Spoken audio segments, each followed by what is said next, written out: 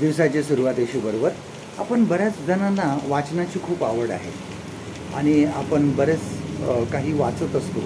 परंतु काही वेळा जे आपण वाचलेलं आहे ते आपण लवकर विसरतो.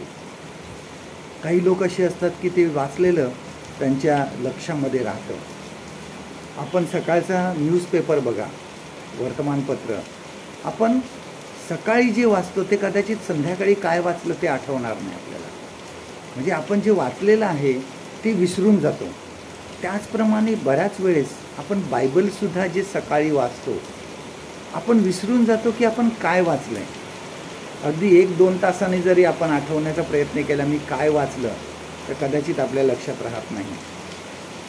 आमचे एक पालक होते, ते नेहमी सांगायचे की ज्यावेळेस तुम्ही बायबल वाचता, समजा एखादा पॅरेग्राफ तुम्ही वाचला तर ते थोडासा लहान असला तो पॅरेग्राफ वाचल्यानंतर डोळे बंद करा आणि त्यावर मनन करा की तुम्ही काय वाचलं, हे वचनाचं काय अर्थ आहे आणि हे वचन तुम्हाला काय शिकवतं.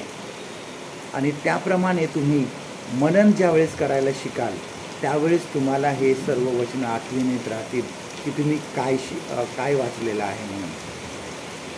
ज्यावेळेस आपण नीतिसूत्राचा 2रा अध्याय वाचतो बघा, प्रोव्हर्ब्स चॅप्टर 2, ह्यामध्ये लिहिलेलं आहे की ज्यावेळेस आम्ही देवाची वचनं काळजीपूर्वक वाचतो त्यावेळेस आम्हाला ज्ञान प्राप्त होतं, आम्हाला आशीर्वाद प्राप्त होतात. आम्ही कशाप्रकारे देवाचं वचन शोधण्याचा प्रयत्न करतो आणि ते एक मग आम्हाला खजिना मिळाल्यासारखं आहे. आणि त्यावर ज्यावेळेस देव आणि आपण ह्याच्यामध्ये हे देवाची वचनं आहेत, ज्यावेळेस आम्ही त्या देवाच्या वचनावर मनन करतो, काळजीपूर्वक वाचतो, त्यावेळेस आम्ही देवाला चांगलं ओळखू शकतो, आम्ही देवाच्या अधिक जवळ जाऊ शकतो.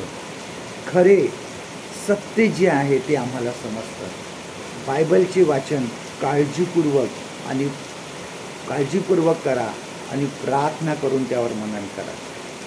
आजचं देवाचं वचन आपल्यासाठी हे आहे, नीतिसूत्र ह्याचा 2रा अध्याय 5वं वचन, प्रोव्हर्ब्स चॅप्टर 2 and verse 5. तर परमेश्वराच्या भयाची तुला जाणीव होईल आणि देवाविषयीचे ज्ञान तुला प्राप्त होईल. परमेश्वर करो आजचा दिवस तुमचा आशीर्वादित करो.